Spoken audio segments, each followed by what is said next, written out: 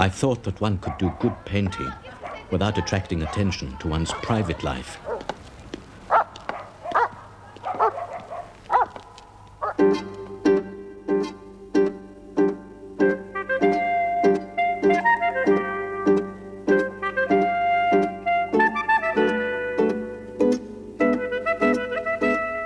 Cezanne was a fiercely shy, violent and tormented man who taught the world to see in a new way. His highly personal and original vision places him among the great figures of European art. Maurice Denis, his contemporary, painted this homage to Cezanne, showing a Cezanne still life surrounded by admiring colleagues. And in fact, Monet, Degas, Renoir, Pissarro, Gauguin all recognized the power of the savage genius. When people criticized Cezanne's work as coarse and unpolished, Gauguin, for instance, had a ready reply. There is nothing, he said, so like a crust as a masterpiece. Picasso, acknowledging his own debt, said that at the time of Cezanne's death in 1906, his influence on composition, form and color was felt everywhere.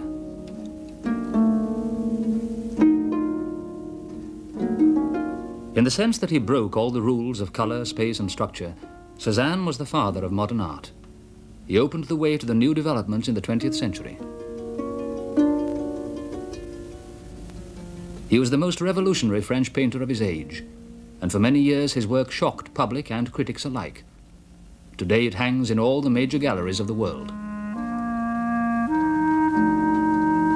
Cezanne's innovations and variety of style are matched by a strength of technique which has prompted Henry Moore to call him the last of the old masters.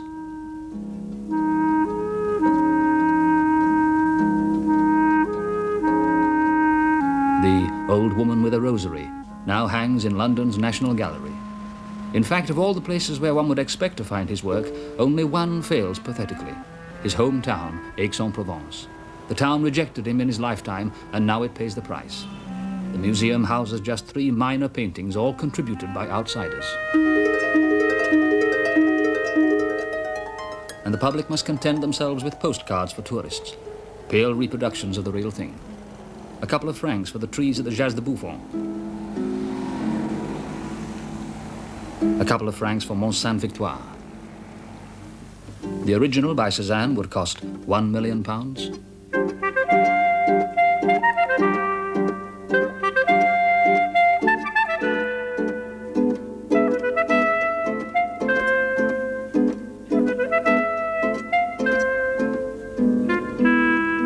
Cezanne painted Mont Sainte-Victoire again and again, in an attempt to lay bare the anatomy of the earth. Nature is not on the surface, he said, it is in depth. The colors are the expression of this depth. They arise out of the roots of the world. As well as landscapes, he painted still lifes, especially apples, relating them to the curves of a woman's body. For to him, nature and humanity were in essence one and the same thing.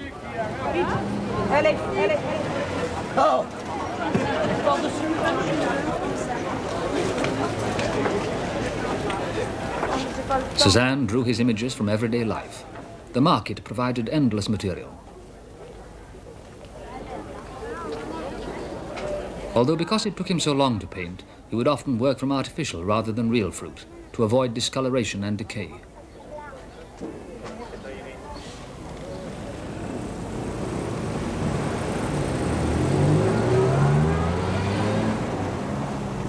The Cour Mirabeau is the main street of Aix. And here Cezanne's father, Louis Auguste, a shrewd man of Italian origin, established a firm to sell and export hats. Later, Louis became the co-founder of the city's first bank, a spectacular jump from his humble origins.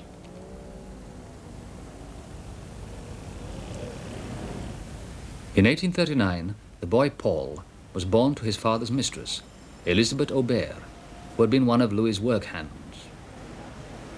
She remained in this house until Louis made an honest woman of her, perhaps to mark his own growing respectability.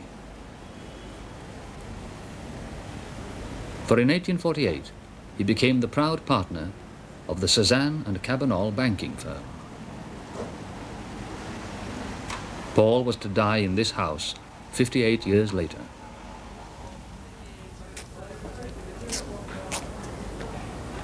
At the age of 13, Paul entered the best school in town. His education was excellent, and he remained a devoted reader of the classics all his life. At the college, he struck up a friendship with the son of an engineer, who was later to become the brilliant novelist and critic, Emile Zola.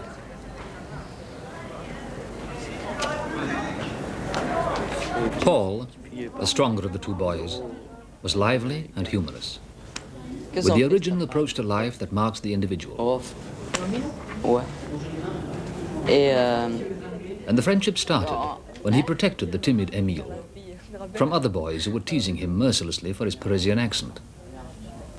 With his father dead and a mother who could hardly make ends meet, Zola was ready for the support of a firm friendship.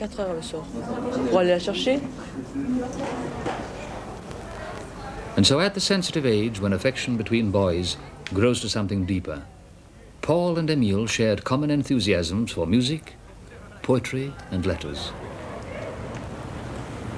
At this time, although he won a prize for art, Paul never took it seriously, preferring to think of himself as a future poet.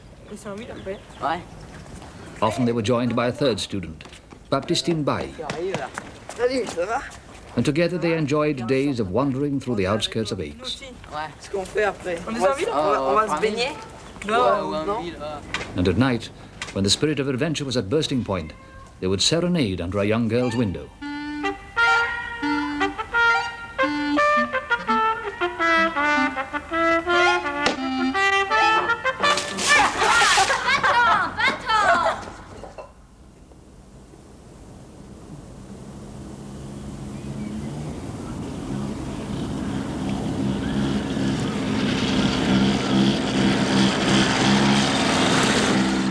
There was freedom to think and to breathe.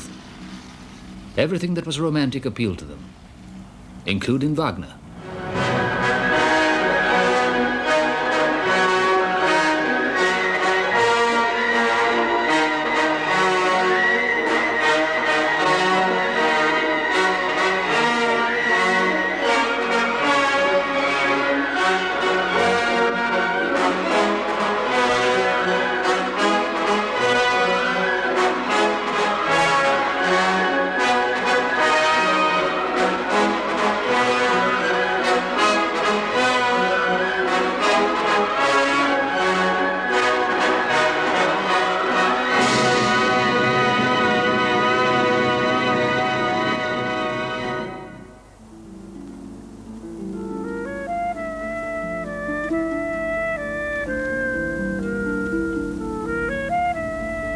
"34 years later, Zola recalled these days in his novel L'Oeuvre.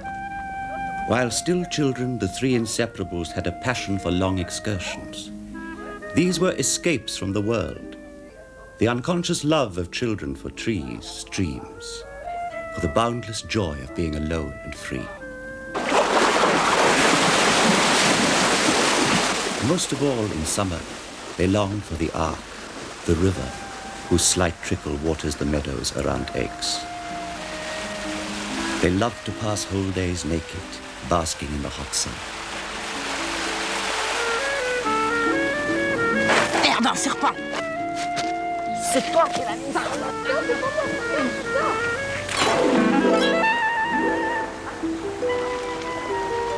This trickle of pure water which kept them moist under the hot sun prolonged their childhood.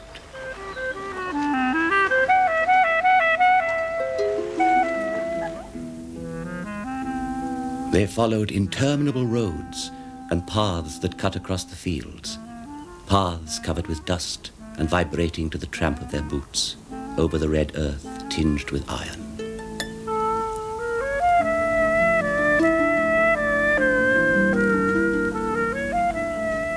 On and on they tramped under the blistering sky, not a speck of shade, nothing but olive and almond trees with meager foliage. And in their unreasoning worship of trees, hills, and streams, they found an escape from the world. It was a romantic frenzy, winged verses alternating with barrack room bawdy, odes tossed to the luminous vibrations of the burning air. And thus, from the age of 14, they lived in isolation, swept by the fervent passion for literature and art. Semblable au prince des nuées, exilé sur le sol au milieu des huées, ses ailes de géant l'empêchent de marcher.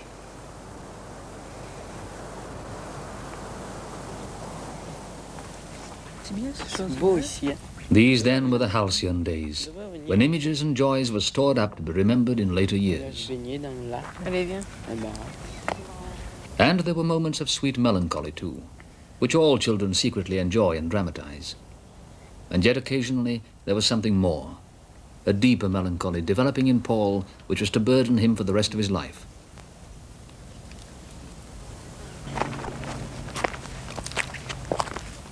And the unquestioning joy of childhood was lost forever when Zola left for Paris 5 years later.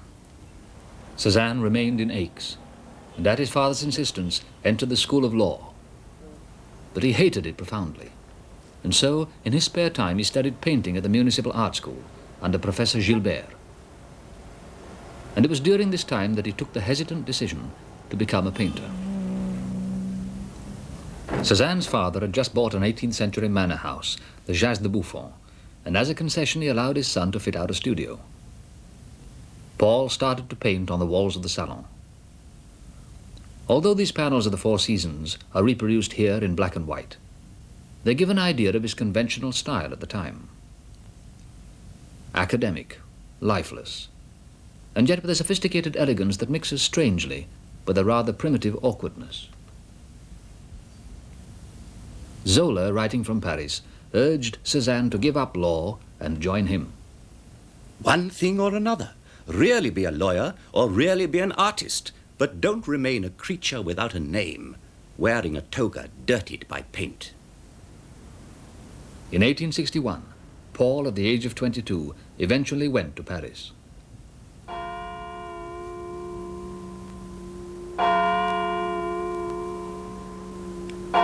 Arrival at Paris, 5 a.m. What a silence. Everything looks pallid under the sad glimmer of morning. There is the solitude of villages in this sleeping Paris. It's cold with dawn, cold. And the last star blinks stupidly in the full sky. I'm scared, like a Robinson disembarked on a deserted shore in the country without trees and red fruit. The houses are tall, mournful, and like blind men with their closed shutters, their lowered curtains. His father wouldn't allow him to share Zola's attic, and Cezanne lodged not far away in the Rue Feuillantine. He was a boy whose big ambitions hardly matched his minimal training. And his fear of a dominating father and dependence on an overprotective mother had left him ill-equipped for the glitter and corruption of Paris in the 1860s.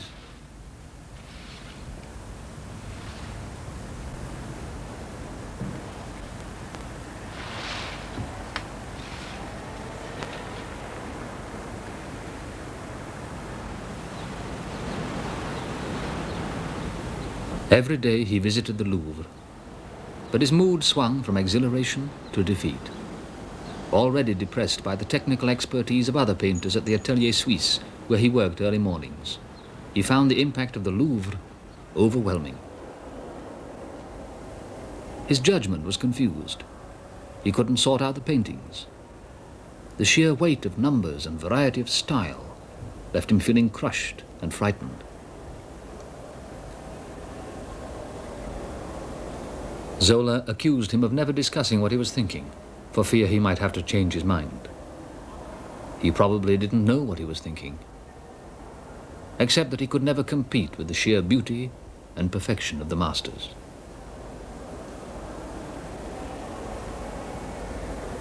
He felt alone in a world which excluded all human contact. Many times he even avoided Zola, who remarked, Paul may have the genius of a great painter, but he will never have the genius to become one. After 5 months, Cezanne fled back to Aix. The problems are the same for all young artists. Lorraine Gill. I think to be a painter, it takes a great deal of self-conviction, a great deal of belief in what one feels about life, and a lot of ego in that every day one is continually committing a statement down to a canvas, and that you are the sole judge of that statement, that no one else can change your opinion about that statement. Paul was now working as a clerk in his father's bank and scribbling in the ledgers to assuage his boredom. My father, the banker, does not see without fear behind his desk a painter appear. And after little more than a year, he returned to Paris, aged 23. His career as a painter began in earnest. Now he was beginning to sort things out. The neoclassicism of Ingres, the romanticism of Delacroix, the realism of Courbet. The experiments of his contemporaries like Monet, these were the influences that inspired Cezanne. But the mediocre trend of officially approved art was something different. Each year, the government-sponsored salon exhibited paintings selected to represent the best of contemporary French art. They were invariably unoriginal and academic. But to reject officially sanctioned style, never to hang in the salon, was to invite abuse and real economic hardship. There was no precedent in Cezanne's time for his forceful use of color and severity of composition. He made everyone seem conventional by comparison. And each year, the salon rejected him summarily.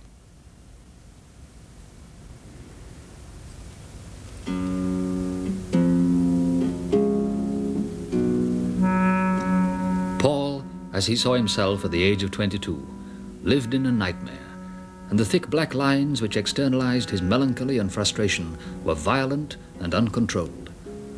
His great love and admiration for Delacroix had released many of his inhibitions.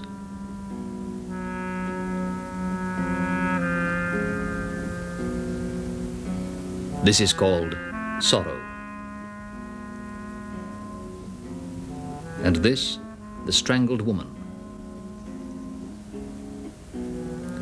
He reacted decisively against classical tradition, plastering on paint with a palette knife. And in these early days, his work was so often coarse and brutal that his critics claimed he not only painted with a knife, but with a pistol.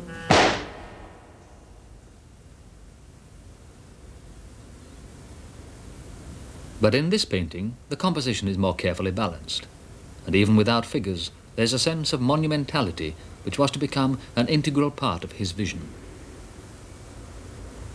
But some artists are able to have this sense of a monumental scale, and other artists not. It's not that that is, in my opinion, the absolute essential for an artist to have. I mean, someone like Boucher, a painter like Boucher, whom I admire and like very much, or Fragonard, those painters, the women that they put into their pictures are not 6-footers, but Rubens, the Rubens figures, Masaccio figures, Michelangelo, all have this sense of something monumental, over life size. It's a vision that certain artists have. The monumentality is in the vision, not in the execution. And in Cezanne's vision, there was also something enigmatic. The clock has no hands.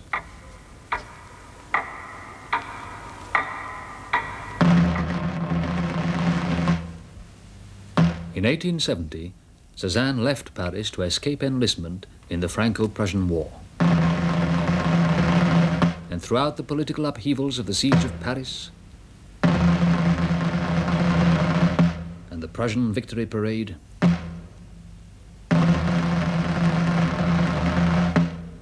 the terrible months of the Commune, he lived just outside Marseille, in a village called L'Estaque. The light was intense, and on his return to Provence, he saw it as if for the first time. The sun that burns away the subtleties of nature and forces everything into sharp relief.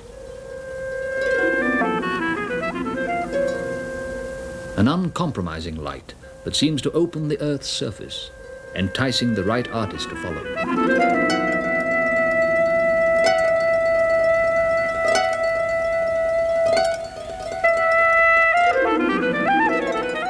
Cezanne emerged with new eyes. He lived in this delightful square with his mistress, Hortense Fiquet, whom he'd met just before leaving Paris. And from this square, he painted the red roofs, the blue Mediterranean, the white rocks.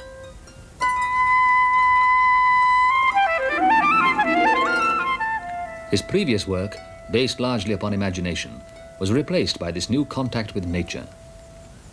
And he became increasingly concerned with colors, forms, rhythms, and relationships. His colors seemed to be illuminated from within, rather than from the direct source of the sun. This gave them a unique, timeless quality, which he incorporated into all his later work. And all the time, he was simplifying his color, tempering his violence, and breaking rules of conventional perspective. The fantastic heat and light enveloped him, as it also affected his contemporaries, the Impressionists. And I believe that that gave him a new vision to the substance of nature, in that light itself was not only an effect on a form, but it was also very much an integral part of the form itself. And this is where I think he differs from the Impressionist painters, and that the Impressionists gave the illusion of light, that it was all the effect of light, the way that light bounces off form. The Impressionists taught Cezanne that light was the chief source of color, and Camille Pissarro in particular showed him how to use their technique by lightening his palette and shortening his brushstroke.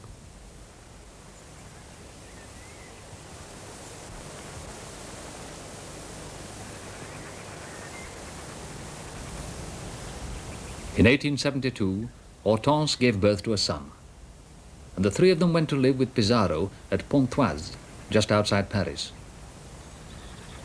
Later they moved to nearby Auvers, and for 10 years Cezanne served his apprenticeship. In Auvers, Cezanne worked with untiring effort.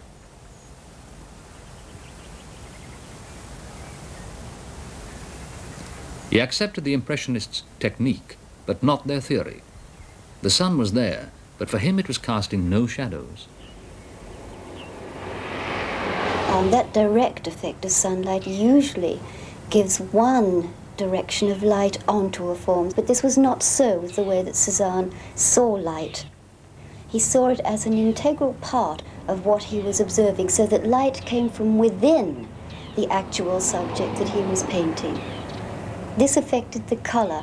This gave it a flatness, an overall degree of light with the way that he placed the actual color.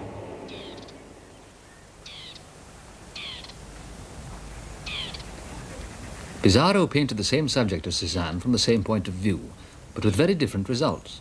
Pissarro painted the transient moment. Cezanne rearranged nature so that he could concentrate on strong shapes, volumes, and permanence. And he painted so slowly that by the time he had finished, the blossoms had fallen off the trees. In the years between 1870 and 1890, he became a great painter, moving restlessly from residence to residence. He often visited Zola, now the literary lion of Paris. But Cezanne was still mocked and rejected, particularly by the people of Aix, where he returned home for long periods of time.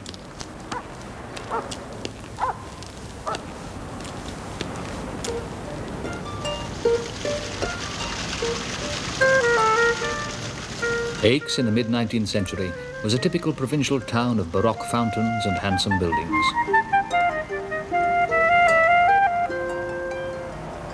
And those that remain today stand as monuments to a proud and elegant age. There also lingers the provincial smell of prejudice and strong cabbage. And it was in this atmosphere of pride and prejudice that Cezanne worked. The outsider, distrusted and feared by the townspeople, mocked and humiliated by their children.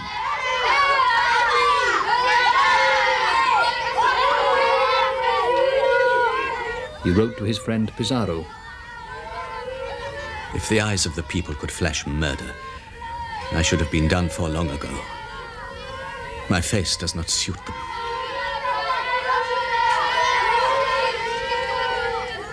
Nor did he like them much, except perhaps the peasants.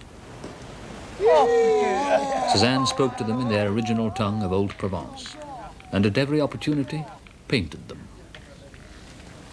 And how he would have envied the camera that can freeze a moment of time, because his method of painting demanded that his subject should remain motionless for hours, a practical impossibility. As with the artificial fruit, he wanted to capture his vision before it could change in any way.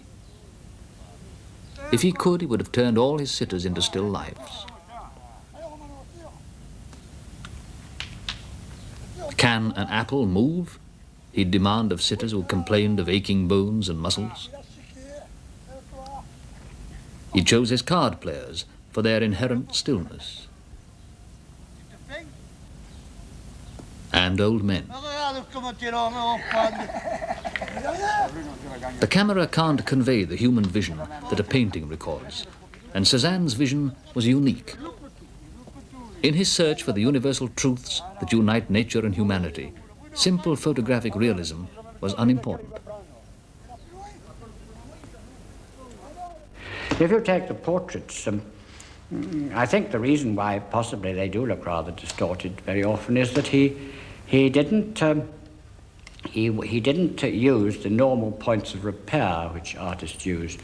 You see, in looking at a face, normally speaking, the eyes, the nostrils, the mouth are heavily stressed as being emotive and key points.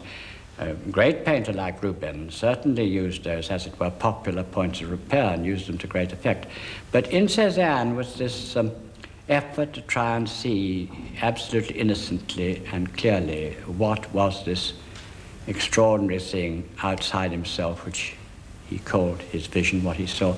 Then perhaps the parts of a face for which there's no name, the passage between the corner of the eye and the ear, or the passage between here and here, that would assume to him just as much importance as the eye itself. And so that you get vocabulary which does produce an unusual language to the spectator. The unusual language leads to the uneven length of arm, for instance, in the woman with a coffee pot.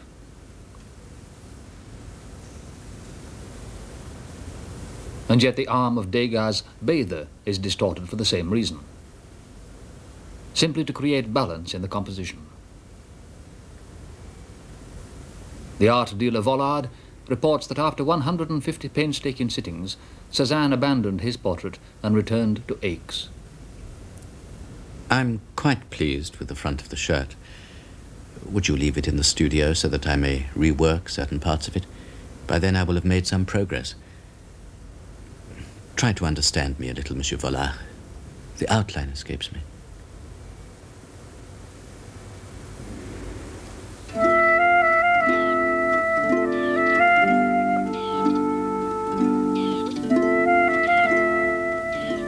More than anywhere else, Cezanne worked at the Jas de Bouffon. The 35 acres of cooling trees and fields enticed him home for long periods of time. His great sorrow was not that people didn't understand him, but that he himself understood more than he could put down in paint.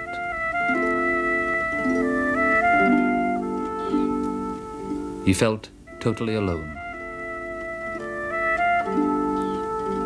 His affair with Hortense had been unsatisfactory. She was gregarious, he withdrawn, and they spent most of their lives apart, except when she heard that he was having an affair with a serving girl, Fanny. At the age of 46, Cezanne was madly in love.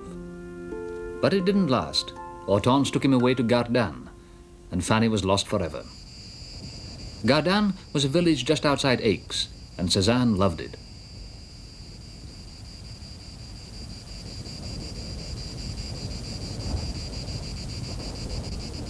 He was intrigued by the way the old town came together, the surfaces, patterns, shapes and volumes in endless juxtaposition. Working out this fascination liberated him still further from conventional rules, so that his paintings of the town are another milestone, and influenced cubists of the next generation like Braque, who drew inspiration from his work. Cezanne continued to live at the Jas de Buffon most of the time. He had stopped visiting Zola, who no longer seemed to understand him or his work. In 1886, Zola published his novel L'Œuvre.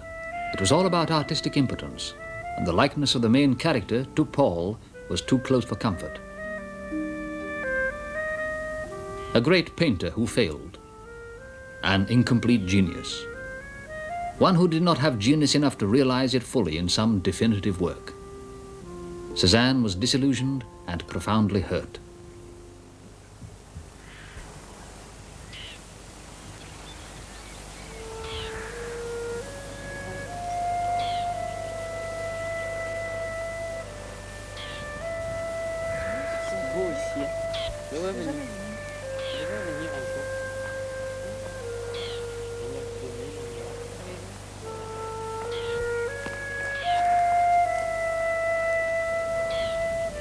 The two men never saw each other again. 1886, the year he broke with Zola, Cezanne married Hortense, and his father died, relieving him of financial and parental tyranny. His painting took on a new grandeur.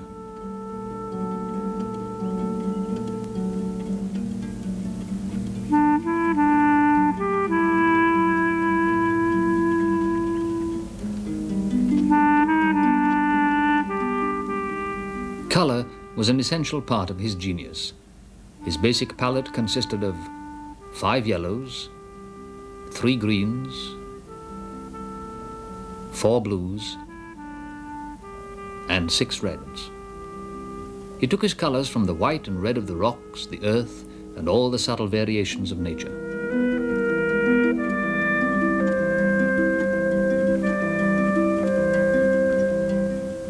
And with these, he began to paint. I would say that part of the genius of Cezanne's colour was his use of blue, especially, in that blue pervades all of the colours that he mixed to give the overall harmony of the scene he depicts. Now, I think there's a reason for that, because blue itself is atmosphere, that everywhere we observe, we are surrounded by atmosphere, so that what he was actually doing was evolving nature out of the atmosphere. In 1894, the Paris art collector Vollard organized Cezanne's first one-man exhibition. Cezanne was now 55. Pissarro wrote this letter to his son. In Cezanne's show, there are exquisite things, still life of irreproachable perfection and great beauty. Landscapes, so painted they are sensation itself. But my enthusiasm is nothing compared with Renoir's. Even Degas is entranced by the charm of this refined savage. Monet, all of us. Are we mistaken? I don't think so. The only people who are impervious to the charm of Cezanne are precisely those collectors who have shown by their errors that their sensibilities are defunct. However, I don't suspect the paintings will be understood. Well, what did the public look for? Conventional ideas of beauty? But can a real artist ever aim for that? I think, you see, that for an artist doesn't, at least I don't aim at beauty in my sculpture, in the sense that I think what is a beautiful woman, what is a beautiful flower, what is a a beautiful animal and I'm going to try and do something like that in my work. Not at all. One aims at something, not a vague idea of beauty, which after all you can't define. You're aiming at some further understanding of reality. And I think that an artist trying to making something beautiful would be rather like a person who sets out in life only to be happy and saying that all I want is happiness. Happiness is the main thing in life. And I'm aiming at happiness. But you can't aim at happiness. You must have a goal of something else. And happiness comes as a sideline. With Uccello, he was aiming and loved perspective. And he got beauty as a sideline. Michelangelo was obsessed with learning about the muscles of the body, but he gets beauty. And Cezanne was concerned with his sensations and with grasping nature. And this concern with his sensations dictated that he painted what he saw, whether he viewed the object from above, below, or from the side. This would naturally play havoc with conventional proportions. He would then further alter the conventions of seeing in favor of composition, planes, color, and harmonies.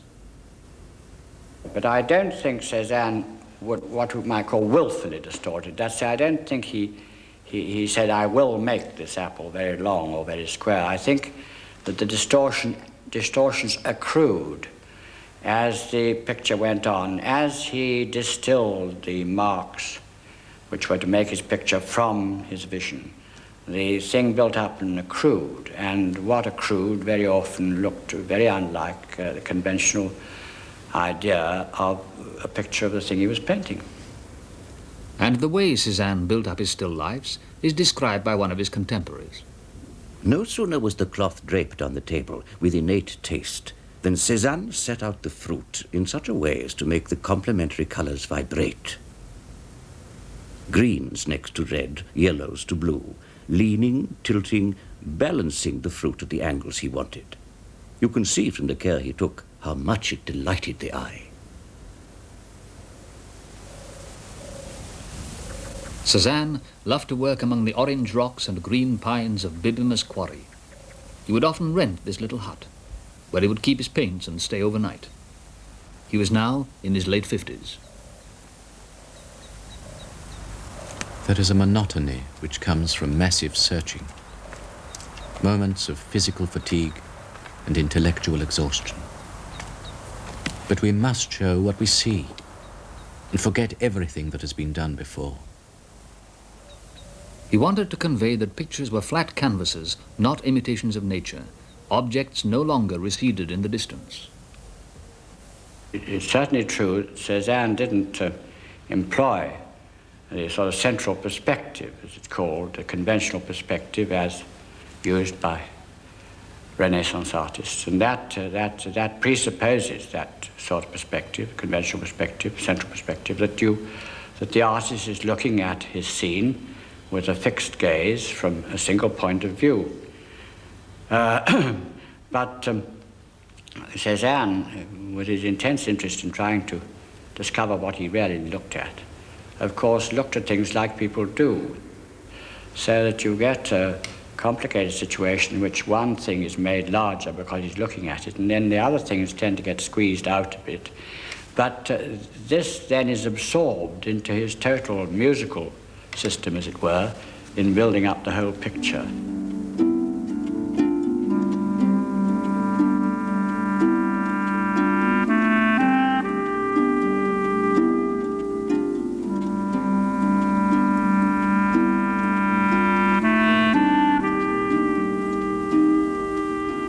About the same time, Cezanne rented a room in the nearby Chateau Noir, which in fact is quite an ordinary house, not like a chateau at all.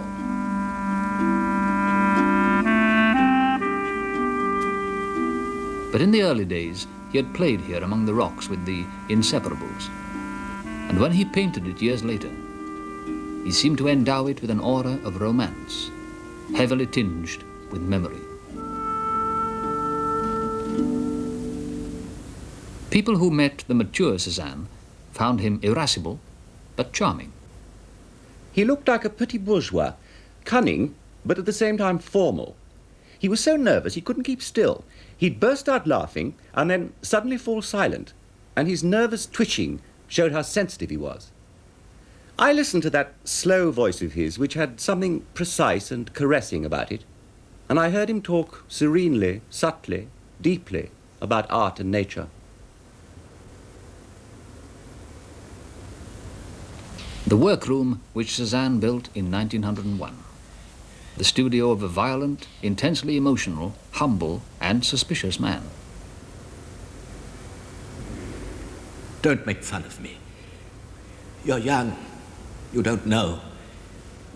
Listen, I'm an unhappy man. How can I believe that you, who have only seen 2 canvases, know anything about my paintings, when all those who write reams of copy about me have never understood a stroke?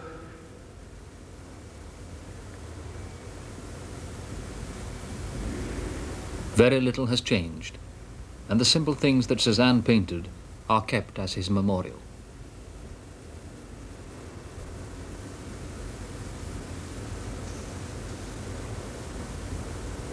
They think I've got a secret formula and they want to steal it from me. But I got rid of them all. And not one of them, not one, will get hold of me. In 1902, Zola died. On hearing the news, Cezanne burst into tears. The part of him he could never recapture. Memories of innocence. His own childhood. Total belief.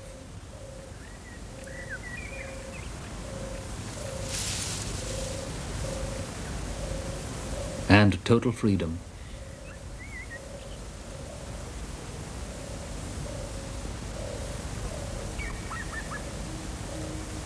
His favorite poet, Baudelaire, matched his despairing mood.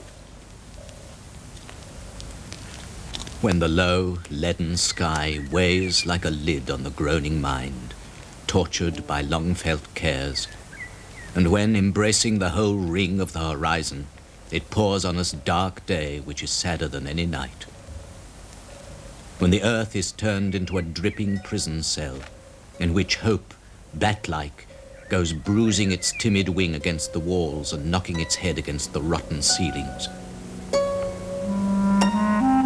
Then suddenly the bells swing angrily and hurl their horrible howl into the sky, like wandering homeless spirits beginning their relentless wailing. And long hearses, with neither drums nor music, move slowly in procession through my soul. And defeated hope bursts into tears, and the beastly tyrant Anguish sets his black flag on my bowed head.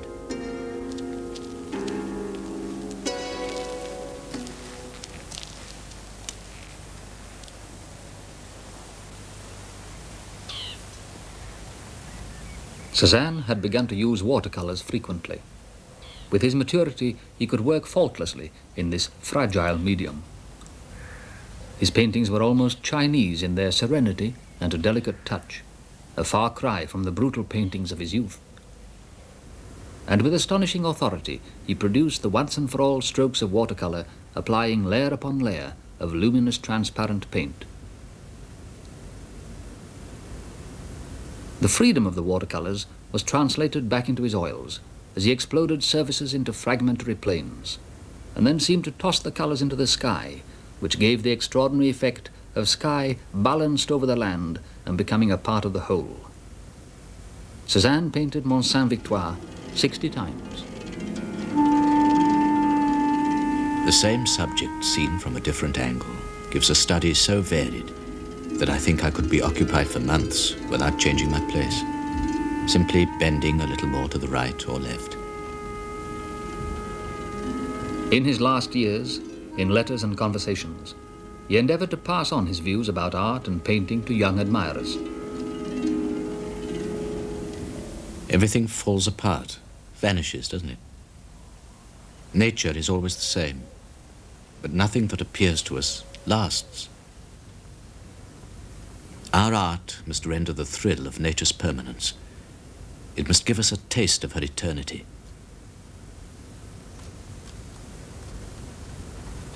What is there underneath? Maybe nothing. Maybe everything. Everything, do you understand? So I bring together her wandering hands, from here, from there, on this side and that, everywhere.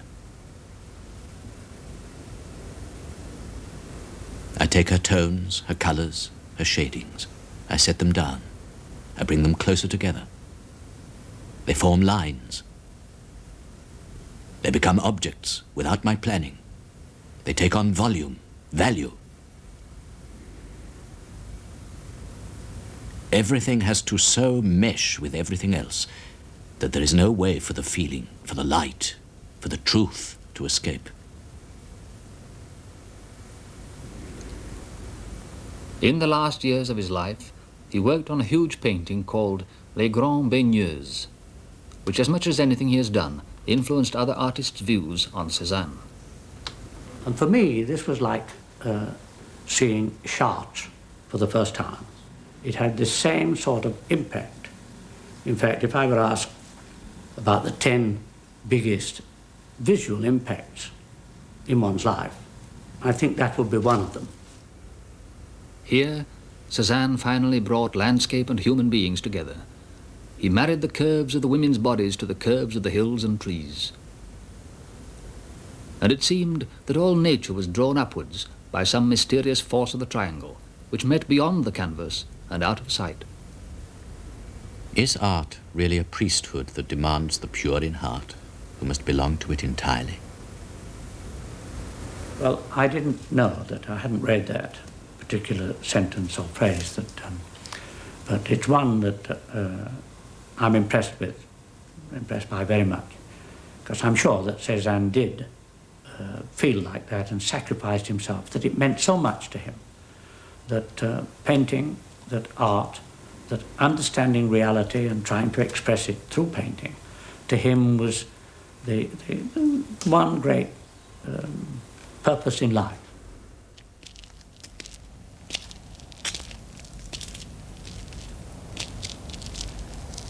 Time and reflection modify little by little our vision. And at last, comprehension comes to us.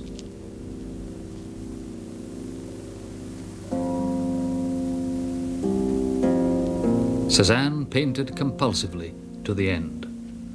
He died from catching a chill while working in the rain. He left more than 1,000 oils, watercolors, and drawings, an extraordinary number considering how slowly he worked. But just as surely, his influence has worked on his successors. And since his death in 1906, there's hardly any major artist or student of art who hasn't felt the power of Cezanne.